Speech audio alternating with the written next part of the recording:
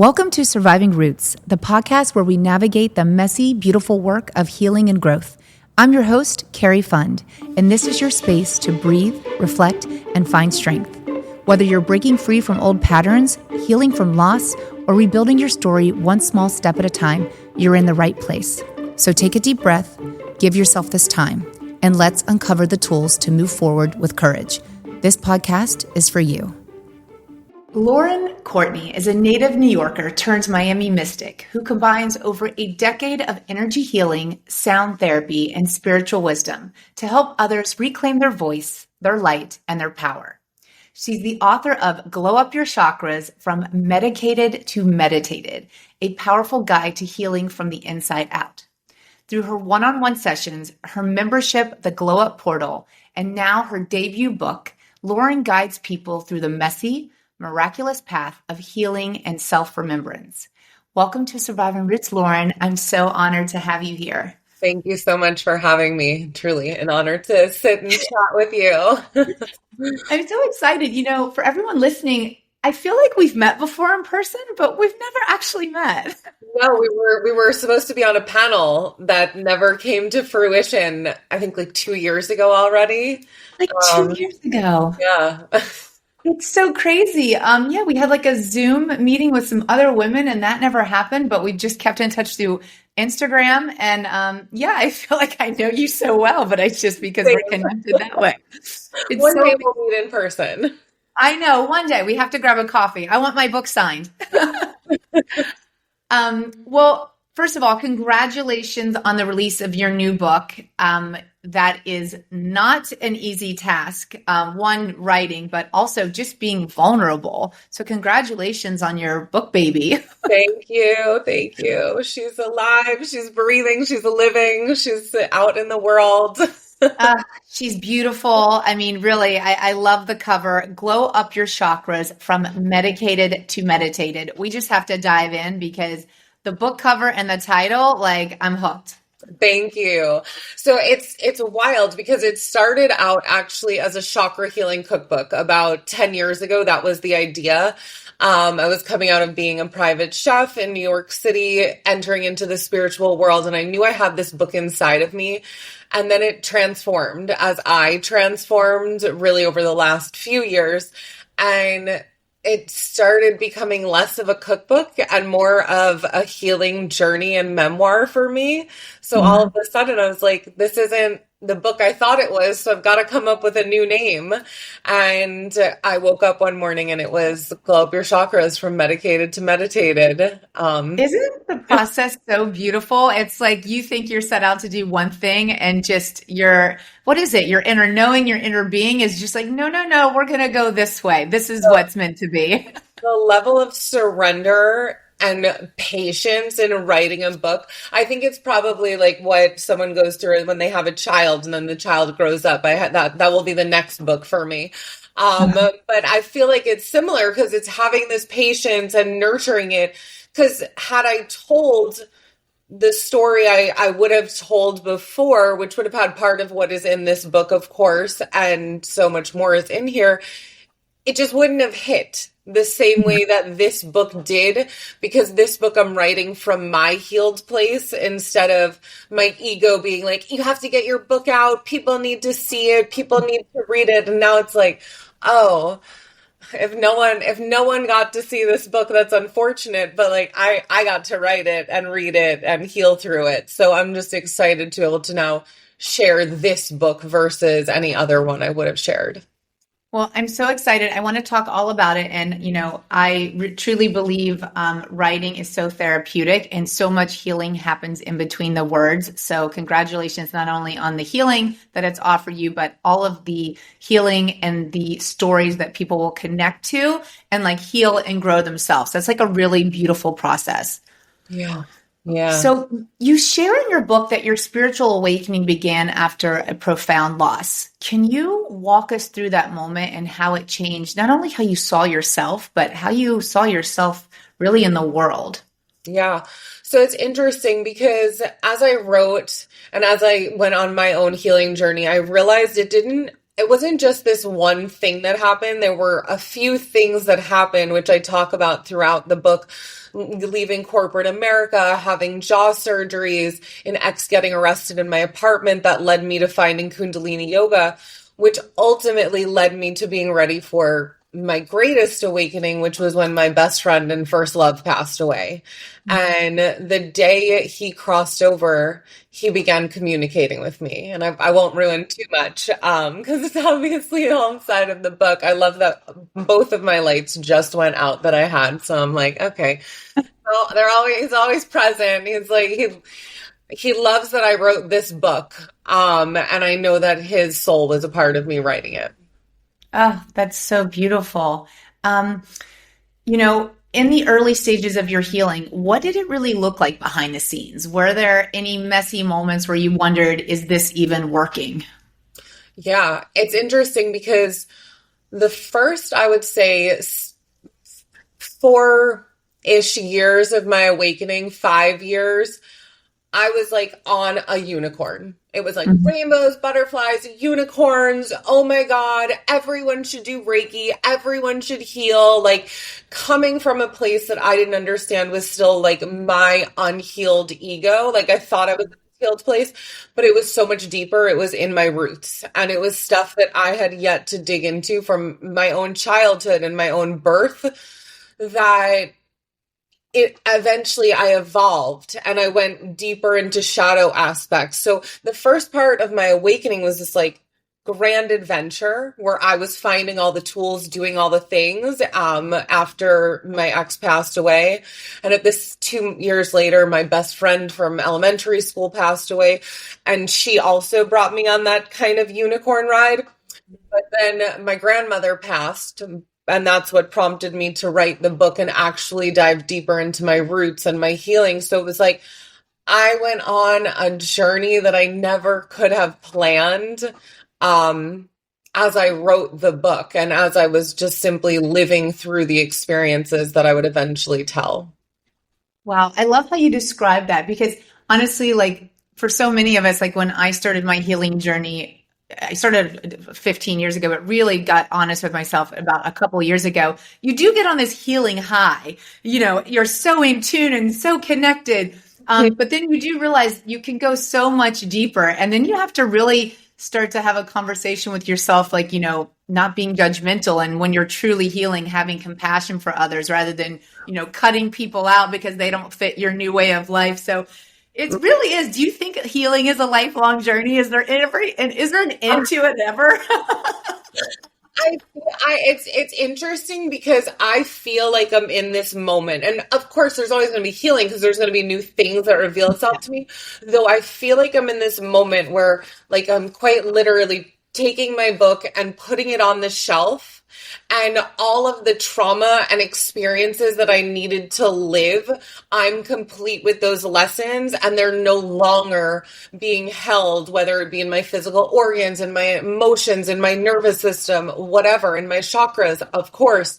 So I feel like it's going on the shelf and now I get to write a whole new life and a whole new story. Oh, I love that, and it's so powerful that that you hold the pen, not even really to write this book, but the pen of your life, and that you can rewrite your story like anytime, any tomorrow, like any day, even tomorrow. Like so many people think they're either too busy or they're too old or it's too late to heal or to create this life that, they're meant to have. So, bravo to you. Thank you. And it's interesting, I'll share this because I already know the next book. Because I'm living through it right now, like through writing this book and doing all the things I was guided to do in terms of my healing journey, which I, of course, share inside.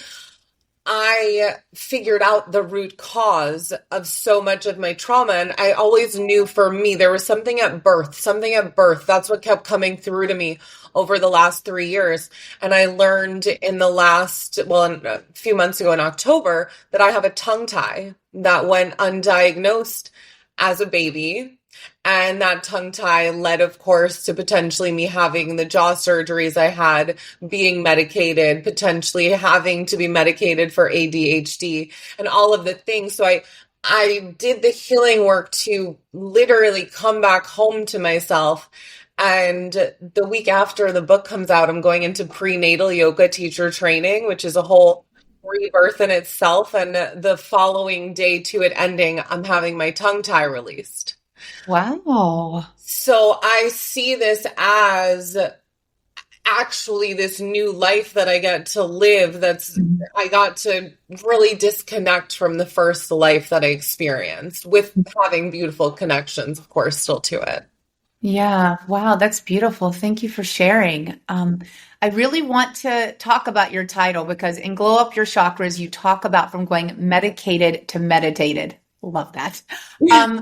Explain the title to us. First of all, many people listening might not understand exactly what a chakra is. So can you just explain your title, how it came to you, and what it means to you? Of course, yeah. So Glow Up Your Chakras is, of course, we're talking about chakras, which are the energy centers in our body. We have 7 main energy centers, basically running along the spine from the root up to the crown, and each center has a different function. So the root chakra is all about safety and security. The sacral chakra, located right below the belly button, is all about sexuality, creativity. The solar plexus, the stomach, is our power center. I always think about it like a light of a Care Bear, that yellow, like sunshine. Oh, I love that.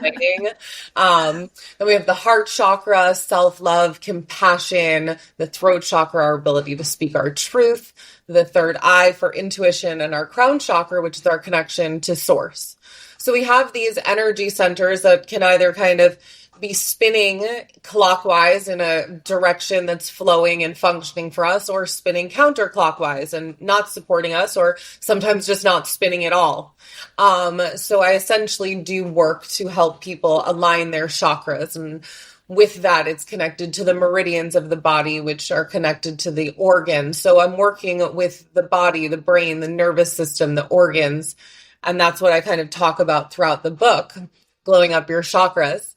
And that title in itself comes from my original program, my first program that I ever really launched, called Glow Up Your Chakras, where I worked with clients for 14 weeks. 2 weeks spent on each chakra. And it's actually a sound healing program that I have now. People can purchase. It's sound healing and journal prompts. And it's also a part of my Glow Up portal. So it's like, it's still available. It's still amazing. And it's truly what changed my life. I just wrote a Substack piece on it, where I dive deeper into how I started Glow Up Your Chakras. And from there, the medicated to meditated, I was medicated. I was medicated at a young age, and it's actually, I call it out in the first chapter of my book in a really bold way, but I was medicated. I started taking Adderall when I was in 9th grade. From there, my senior year of high school, I was dealing with jaw pain, and ultimately I had my first surgery, so I was on Vicodin, painkillers, muscle relaxers, anti-inflammatories. And because I was on the Adderall, that would keep me in a state of, I couldn't eat, basically. I convinced my doctors that I needed medication for anxiety to help me come down at night. And eventually I also was taking Ambien and, whatever else I could get my hands on, Quaaludes, on occasion. That didn't make the book, but that should be for a Substack for another time. Yeah. For the next book, actually, probably yes. Oh my gosh. Well, you know what? I want to ask you because, I just started including meditation in my healing a couple years ago, and it's really transformed my life. Can you talk a little bit about, the difference in just connecting with ourselves, being medicated versus leaning into other kinds of things like meditation, how it's different, I feel that when you could, the power of silence is so healing and such a powerful tool. I think I don't take medications, but I used to drink a lot more, and I don't really drink that much anymore because I can literally feel myself become disconnected from myself, even after one cocktail. Can you speak a little bit about just being connected like that, and how medication or alcohol and things like that can sort of pull ourselves apart? Yeah, so I talk about this in one of the chapters in the book, and it was a big wake up call for me around alcohol specifically, because I used to black out a lot when I would drink in my 20s. And it got to a point where I was like, okay, I'll just have 3 drinks. But I read this article that popped up on Facebook talking about how when we allow spirit in, which alcohol is a spirit, it allows we're pouring spirit in, and it allows our soul to kind of hang out outside of us because it doesn't want to be a part of whatever it is we're necessarily allowing in. And that article, I don't even know where it was from. I wish I did. Chills. Hit me so hard. And I was like, oh my God, because I'd always get home safely. But I don't even know how I'd get home, but I always got home safely. So I know for sure my angels, guides, and loved ones were taking care of me before I even knew that they were taking care of me. Yeah. So for me with alcohol, that was kind of my understanding. When it came to pills, there was a point in time for me that I remember my dad, he was taking Coumadin, a blood thinner, and he said, I'm not going to take this for the rest of my life. I refuse to be on pills for the rest of my life. And he didn't end up taking it. He doesn't take it. And it really stuck with me. And I remember after my reconstructive jaw surgery, I had just turned 25. And I was like, I don't want to take pills for the rest of my life. I don't want to do this. Like, I don't know what this is, but I don't want to do it. And I was still heavily medicating with cannabis, but cannabis was something that helped me start to get meditated. Okay. And I started to be able to relax and find myself and find a sense of peace. And then eventually it became sound bowls and the gong, and those became the new things that got me meditated. And then I moved to LA and I'd go for really long walks in nature, and I was like, oh, like I'm just in silence. This is so nice. So slowly I worked myself to even being able to get on the mat and sit down and meditate. And I think that's a problem, is people often think like meditation means I have to sit down, I have to be quiet, and that's not the case. It can be anything. It can be knitting, it can be sewing, it can be cooking, it can be whatever it is that gets you to that relaxed state where you're just not thinking anymore. Yeah, I love that you say that. I mean, I honestly, since I've started meditating, I notice now more than ever, I used to do it every morning, like actually do a meditation, a guided meditation. But sometimes I just don't have time. So it literally could just be while I'm making my coffee, like closing my eyes and breathing for a couple of minutes, or taking my salad outside and just sitting in the sun and slowly eating and just, I don't know, sitting in silence and being like, just feeling my weight of my body, like on the ground, and feeling grounded and present. So, those small shifts I swear, just create the biggest changes. They really do. Totally. And I think even right now, I'm in a season where I'm not doing a morning practice. I'm getting ready for prenatal yoga teacher training, and I know I'll have like early sadhanas every morning. So I'm like, I just need a break right now. Yeah. And I think it's so important to take those breaks and not put pressure on myself to be a certain way, because that's a very old version of me that no longer serves me. When I know I want to do a meditation for 40 days or however many, I'm going to do it. And when I don't want to, giving myself the space and freedom to just go for a long walk with my dog in the morning instead and not have headphones in, that's what I need. Yeah, I love that. I love how you combine like ancient practices with very grounded, sort of like a no bullshit approach. How is it that you keep healing so accessible and real, especially for people who might feel intimidated by the spirituality part? You know, I think it's really easy not that it's easy, but it's easy for anyone to go to Peru and do ayahuasca in the jungle. Like, right? Like, okay, I can take a week off and I'm going to go on journey, and then I'm going to come back and I'm going to live my life. But like, what if you make your life your ayahuasca journey? Since Jeff's passing, I started to really navigate life through the lens of my life as a puzzle. And I'm just like finding the pieces along the way that fit the puzzle, which is me. So it allows me to walk through life with more curiosity, more joy, more play. For instance, I go for long walks with my dog in the morning.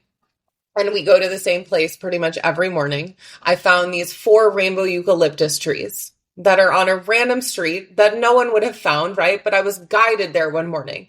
And those rainbow eucalyptus trees remind me of Hawaii because it's the only other place I saw them. So I'll go to these trees to connect with another energy and another portal. So glow up the portal is a reason, because I look at life like these portals that we can enter and exit different places and different realms at all times. And like, I know that sounds crazy, and I don't even know how I got to a place in my life where I unlocked that for myself, but it's how I navigate life, and it's how my clients that work with me also start to navigate life. And we start to get just like clues all the time. And I've always compared it to playing like Clue or Guess Who or Blue's Clues. Like, it's just this puzzle, and I'm figuring it out, and I'm having fun along the way and finding different portals. I love that. And I love that you say that you're having fun along the way, because, life itself is hard, and we all have so much stuff to do. But like, it doesn't have to be another job. Like, healing doesn't have to be another job. You can like literally just integrate it into yourself. Or like, I used to dread working out so much. And then I had a podcast interview like a couple months ago, and she's like, just use the word movement. And I'm like, huh. So working out sounds so hard to me. I got to work out as soon as I drop the kids off. And I'm like, now I put on my little weighted vest and I go for movement. I walk my dogs, and it just makes me smile. So it's like, everything, I don't know, like with healing, it just doesn't need to be another job. Like, I don't know. It doesn't. It really doesn't. And I definitely, when I was in my unhealed healing phase, it was a job. And it was like, I have to show up all the time. Like, I have to keep healing. And now it's like, it's integrated. It's just like kind of, okay, I'm not meditating, but I'm making my cup of matcha and I'm actually meditating, because it's just, it becomes, you're living the embodiment of the journey, and you're no longer in the separation from it. Like, I guess the way it's coming through is like, I was never broken. So why am I on a healing journey if I wasn't broken? I was just simply like experiencing a disconnect from my authentic self. So the more I connect with my authentic self, the more I can just live continuing to connect with who I truly am, as opposed to like, you're broken, you need to be healed. Like, you're not fucking broken. Like, you're not broken. Like, maybe it's not like things aren't how you want them to be, but doesn't mean you're broken and like you need to be fixed. Like, you just need to be loved. Like, sorry you didn't love yourself. Sorry your mom didn't love you. Sorry your dad didn't love you. Sorry your boyfriend, girlfriend, whomever, your teachers. I'm sorry everyone was mean to you. And I'm sorry it made you mean to yourself, but it doesn't mean you're broken, and it doesn't mean you can't fix yourself. And people need to stop looking at healing as fixing themselves and this work. And it's like movement. It's something we get to practice every day. We get to practice movement every day. I love that reframe, because I don't want to work out every day. I'm like angry at working out lately. I'm like, I don't want to work out. So now I'm like, oh, I love practicing movement. Like, I already do that. I do my 10K steps a day. Like, what other movements can I start doing? So I love that. It's the same with healing. Like, it's not being broken. It's knowing like you're good. Just love yourself every day. I love that you say that. In fact, I'm going to have to reconsider how I approach my whole healing journey, because maybe it's more of like an awakening or a connection journey. Maybe I got to get rid of that word healing like I do workout. Seriously. I love what you just said. Yeah. It's people get so stuck on the healing journey. And it's like, and that's so much of why I wrote this book, because I'm not here to be anyone's guru. I am here to heal myself and continue my journey and open the doors for others to heal themselves and to provide you the tools. And, but ultimately my purpose is to remind you that you already are whole, that you are your own greatest healer. Like, you were never broken. So that's really so much of the intention of this book, is to release your stories, release your shame, release all of the stuff so you can just remember who you are at the beginning. Yeah. For anyone that's listening, you have studied so many different healing modalities. Some of them I can't even correctly pronounce, so I'm not going to even try. But if someone is brand new to energy healing, where do you recommend they start? Besides step one, buying your book, what's the first thing they do in terms of energy healing? Where should they start? So for me, the first thing I was guided to was Reiki. I mean, years ago, acupuncture, but I think acupuncture is even more physical, even though we're working with energy, like there's still the needles. So I would say check out Reiki or check out a sound healing. Like, I have tons of free sound healings online, but like even in your local neighborhood, like Google local sound healing, go to a class, check it out. You don't have to spend so much money. Healing doesn't have to be expensive. The spiritual journey doesn't have to be expensive. Like, there's ways that everything can be worked into your life. So those were my gateways. My gateways were Kundalini yoga, Reiki, and sound healing. So I would recommend all of those three things to look into in terms of experiencing an energy type of session or experience. I love that you say that, especially that it doesn't have to be expensive, because one thing that I often see or read about or people I connect with is, they will go and spend thousands of dollars on ayahuasca in the jungles of Costa Rica, or they will do this and hire this therapist that does this certain thing under a full moon, and they will go into a crystal store, and instead of starting with one crystal, they'll go and spend $1,000 on all these crystals. So now they have a crystal corner. Like, it's like, start small, because it's like slow and steady wins the race. It's like being able to show up for yourself every day and incorporate like some small things. Maybe it's one crystal, maybe it's, a therapy session or a sound bowl class. See, try different things. There's no one size fits all to healing, but so many people I see go and they drop thousands of dollars and do these extreme things, and then they come back and they can't integrate it into their real life. Because honestly, I'm interested. I've never done ayahuasca. I think that sounds amazing, but I feel like now I'm in the place to go and do it. If I would have done it 3 years ago, I think I would have came back and I wouldn't have known, like, that would have been a vacation. But to come back with 2 kids and chaos and be able to be that person I was in Costa Rica, I think it would have taken like some time. So what are your suggestions for people who are moving through grief and burnout and identity loss? Like, is it better to is it consistency and starting small? Is it, incorporating a couple of things rather than everything under the moon? I think it's interesting because like a past version of me would have had one answer, and this new version has another. And the truth is, it's because I understand human design more. And each of us are designed. There are a few different types. I think it's 5 different types of designs, but like then there's the types. Anyway, we're all designed differently. Yeah. So for me, I'm someone that got all of the crystals. And as someone that got all the crystals, let me inform you guys, you don't need all of them, and you're going to forget what half of them are. By the way, I did go and buy like 10 crystals at a crystal store, and I have the amethyst one and the one for creativity. I can't find the book that tells me about all of them. And at this point, my son is thinking they're geo something moon rocks, and I've lost half of them. But I'm making fun of myself a little bit. No, it's so true. So I think some people are going to go out and experiment, right? And I think when I was I need to have all the things. Like even when I went to Egypt a few years ago, I was like, I have to get like 10 oils instead of just like 2 oils. I literally use 2 of them. I don't use all 10. Maybe I will one day. I don't know. But I think that's still part of the unhealed ego. Yeah. And the part that is the unhealthy roots, really, that are still holding on to something, craving something, like a baby needing a pacifier. Well, if I have the thing, if I can hold on to the thing, then I'm safe. And safety and security doesn't live in the tangible things.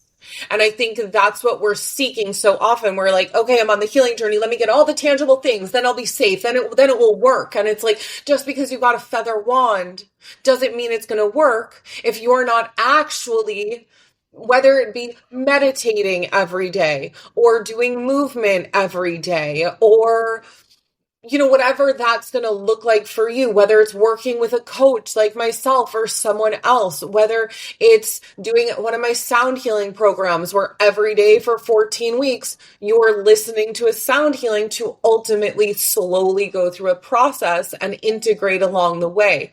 So I think there's so many, like if you're going to go to the jungles of Peru or wherever and do the ceremony or even in New York, upstate, wherever it may be in Hallandale, Florida, like you're just have a plan for what you're going to do after. It's no different than what I would say to a client if they were going through a weight loss journey and having a surgery or using a medication. What's your plan to integrate? Because as you enter this new body, right? When we enter a new energetic body, when we enter a new physical body, we're going to have a mental experience, and we need to be able to have everything reach the same understanding. We need the nervous system to integrate. We need the chakras to integrate. We need the mind to integrate. There's so much happening.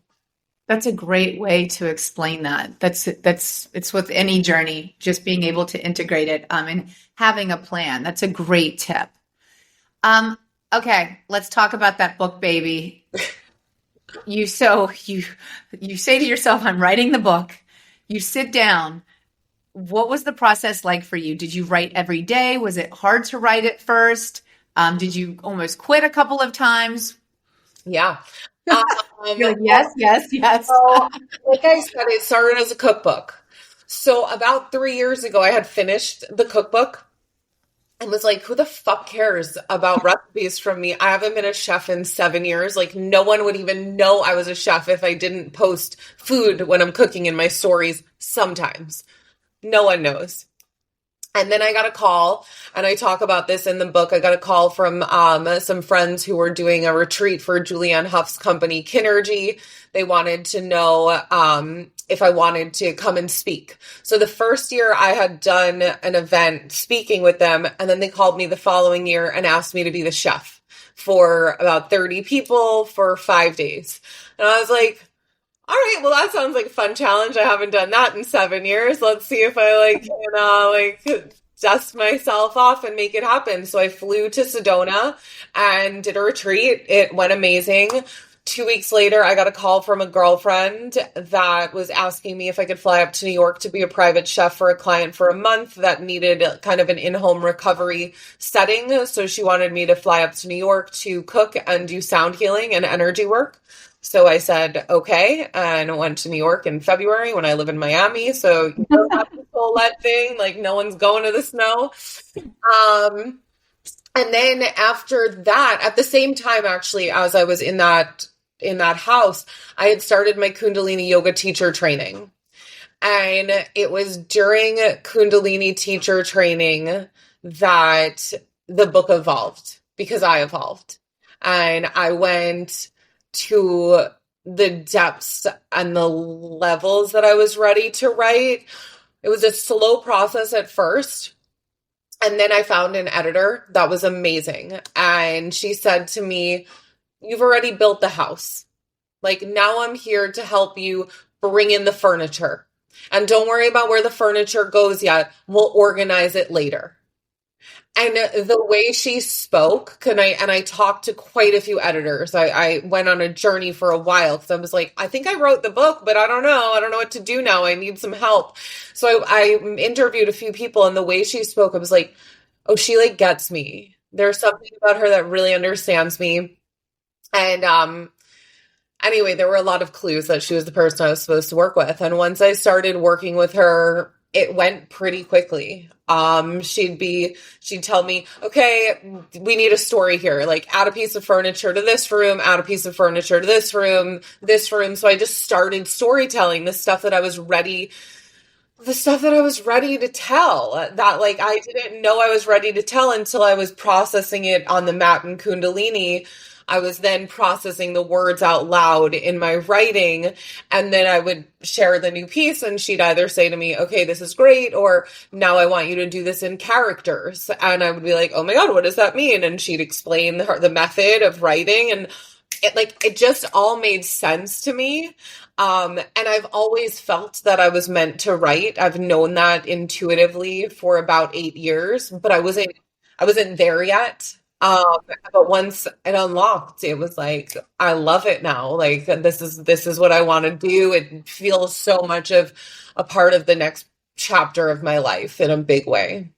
Oh, I love that. Congratulations, Lauren. I'm so happy for you. And you're like glowing as you talk about glow up your chakras. It's beautiful. It really is.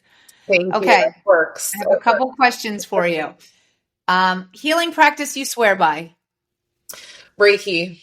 Reiki? Holy Is there Reiki specifically, which is the Reiki I do, and so many people are trained in it now. But no, just Reiki. Forget it. Just Reiki. Yeah. Reiki? Reiki. Okay.